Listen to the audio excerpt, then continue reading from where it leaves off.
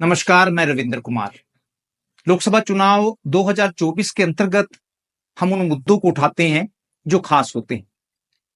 आज का हमारा मुद्दा है 33% लोग जो वोट डालने नहीं जाते हैं। 1952 में देश का पहला आम चुनाव हुआ था। उस समय देश में 17 करोड़ मतदाता थे जिन्हें अपने मत का प्रयोग करना था और स्वतंत्र भारत की पहली चुनी हुई सरकार को चुनना था। इस चुनाव में देश के सभी वयस्क स्त्री पुरुष को बिना किसी भेदभाव के वोट देने का अधिकार दिया गया था। इतना होने के बाद भी पहले आम चुनाव में सिर्फ 45.67% लोग ही अपने वोट का प्रयोग करने के लिए मतदान केंद्रों तक पहुंचे थे, यानी आधे से भी कम। उस समय कम मतदान के कई कारण रहे होंगे, क्योंकि ज्यादातर लोग पहली बार अपने वोट का प्रयोग करने जा रहे थे। इसलिए यह हो सकता है कि बहुत सारे लोग शर्म से या फिर डर के कारण वोट डालने ना गए। आजादी से पहले भारत के हर आम आदमी को वोट देने का अधिकार नहीं था। उस समय अमीर और अंग्रेजों के वफादार कुछ चुनिंदा लोगों को ही वोट देने का अधिकार था। बात करें 1935 की, तो उस समय महज 13% लोगों को ही वोट देने का अधिकार था। अतः यह कहा जा सकता है कि अंग्रेजों के समय में मतदान का अधिकार प्राप्त करना गर्व की बात होती थी। इस हिसाब से देखें तो 1952 के पहले आम चुनाव में 45% मतदान होना काफी अच्छा था। इस चुनाव की एक खास बात यह भी थी कि उस समय लोगों ने धर्म जाति की भावना से ऊपर उठकर अपने वोट का प्रयोग किया था। यह बात सही है कि इस चुनाव के बाद केंद्रों और राज्यों में कांग्रेस की सरकारें बनी थी, लेकिन ये एक अलग विषय है कि लोगों ने कांग्रेस को ही वोट क्यों दिए थे। तब से लेकर 2019 तक 17 बार लोकसभा के चुनाव हो चुके हैं, लेकिन इन 67 सालों में मतदान प्रतिशत 67% तक ही पहुंचा है। 2019 के लोकसभा चुनाव में 67.40% मतदान हुआ था। इतने कम मतदान का साफ अर्थ है कि अभी भी 33% लोग अपने वोट का प्रयोग नहीं कर रहे।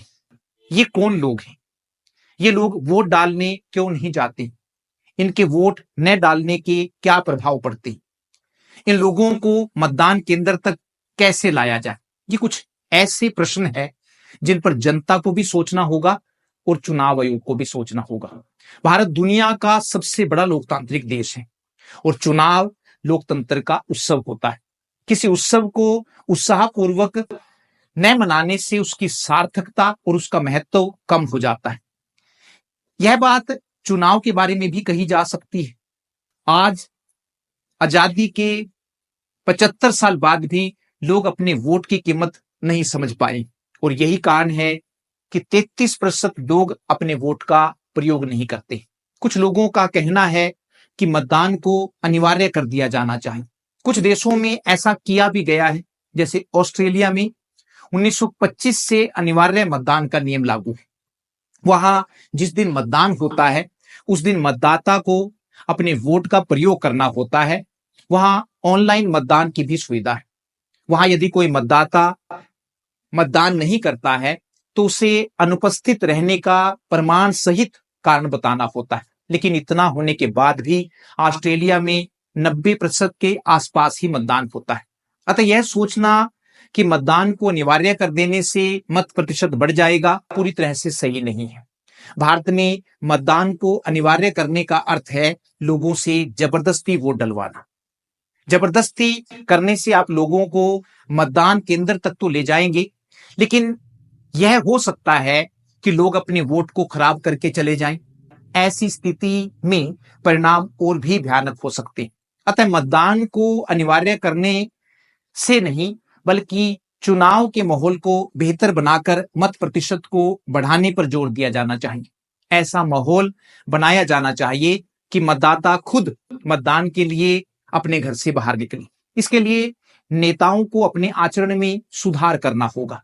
राजनीतिक दलों को भी अच्छे उम्मीदवार चुनाव मैदान में उतारने होंगे।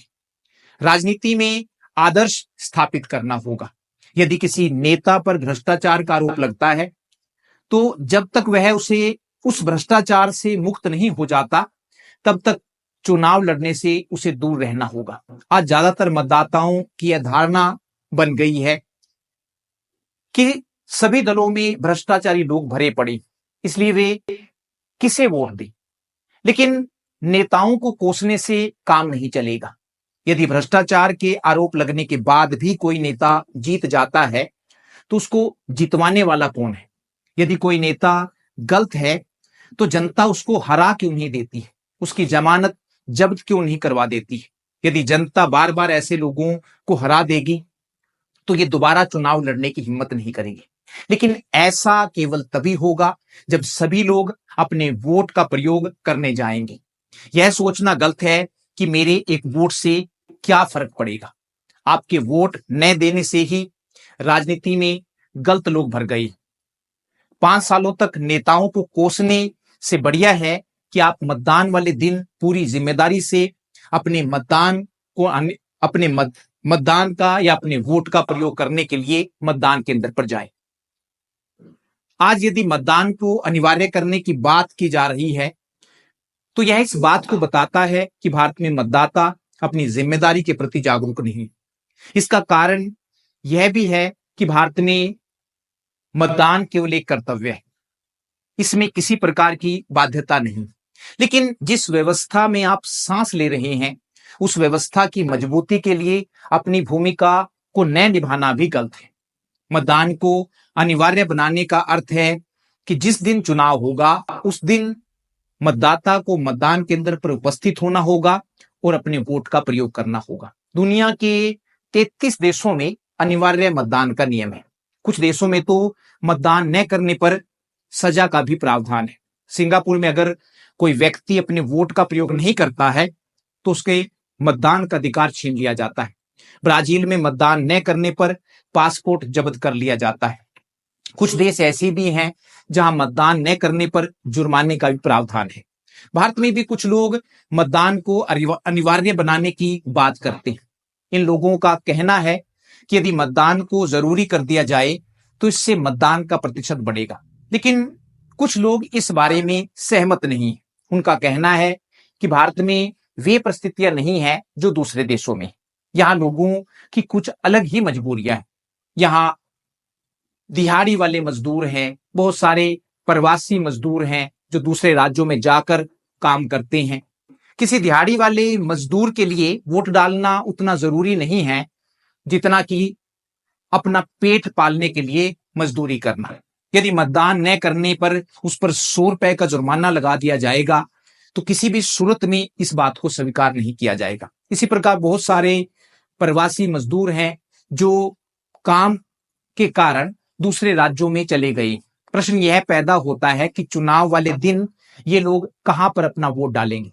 एक प्रश्न यह भी है कि मतदान न करने वालों की सही सूची कौन तैयार करेगा, खासकर एक ऐसे देश में जहां 96 करोड़ से भी ज्यादा मतदाता है।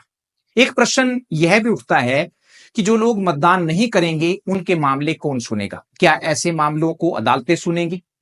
और यदि मान भी लिया जाए कि ऐसे मामलों को अदालतें सुनेंगी तो इससे अदालतों में ऐसे मामलों की बाढ़ आ जाएगी और ऐसी स्थिति में अदालतों के पास दूसरे मामलों को सुनने के लिए समय ही नहीं बचेगा। इन सब मुश्किलों के कारण यह प्रश्न पैदा होता है कि यदि भारत में मतदान का प्रतिशत कैसे बढ़ाया जाए। तो भारत में मतदान के प्रतिशत को 2 तरीके से बढ़ाया जा सकता है। पहला तरीका है टेक्नोलॉजी का इस्तेमाल करके। इसके लिए ऑनलाइन मतदान की सुविधा दी जा सकती है। और दूसरा तरीका है चुनाव सुविधाओं को बेहतर बनाकर। चुनाव सुविधाओं को बेहतर बनाने का मतलब है कि जो जहां गया हुआ है उसका वोट वहीं पर डलवा दिया जाए। जैसे प्रवासी मजदूर जो काम की तलाश में दूसरे राज्यों में गए हुए हैं, वहीं उनके लिए मतदान केंद्र बना दिया जाए। इससे उनका अपने काम छोड़कर मतदान के लिए अपने राज्य में नहीं जाना पड़ेगा। इससे निश्चित रूप से मतदान का प्रतिशत बढ़ेगा। 2024 में होने वाले लोकसभा चुनाव में चुनाव आयोग ने मतदान प्रतिशत को बढ़ाने के लिए कुछ नए कदम भी उठाए। जैसे 85 साल से अधिक उम्र के वरिष्ठ नागरिक अपने घर से वोट डाल सकेंगे। 40% से अधिक हैंडीकैप लोग या विकलांग लोग अपने घर से ही वोट डाल सकेंगे। चुनाव आयोग ने उन लोकसभा क्षेत्रों की भी पहचान की है जहां 2019 में मतदान प्रतिशत कम रहा था। ऐसे चुनाव क्षेत्रों में मतदान प्रतिशत को बढ़ाने के लिए एक विस्तृत योजना तैयार की गई। चुनाव आयोग के प्रयासों से मतदान प्रतिशत कहां तक बढ़ता है, यह तो 4 जून को होने वाली मतगणना से पता चलेगा। लेकिन लोगों को भी यह सोचना होगा कि वोट का अधिकार सबसे बड़ा अधिकार है। यदि वे व्यवस्था को बदलना चाहते हैं तो उन्हें मतदान के दिन छुट्टी का दिन नहीं मानना होगा, बल्कि मतदान केंद्र पर पहुंचकर अपने वोट का प्रयोग करना होगा। उनको यह सोच बदलनी होगी कि मतदान करें या ना करें, इससे कोई खास फर्क नहीं पड़ने वाला है। वास्तव में चुनाव लोकतंत्र का त्योहार है। जिस प्रकार हम त्योहार को परिवार के सभी सदस्यों के साथ खुशी खुशी मनाते हैं, ठीक उसी प्रकार लोकतंत्र का यह त्योहार भी आपके मतदान के बिना अधूरा है। इसलिए अब की बार मतदान जरूर करें, ताकि उस व्यवस्था में आप सांस ले सके जो व्यवस्था आप चाहते हैं। धन्यवाद। नमस्कार।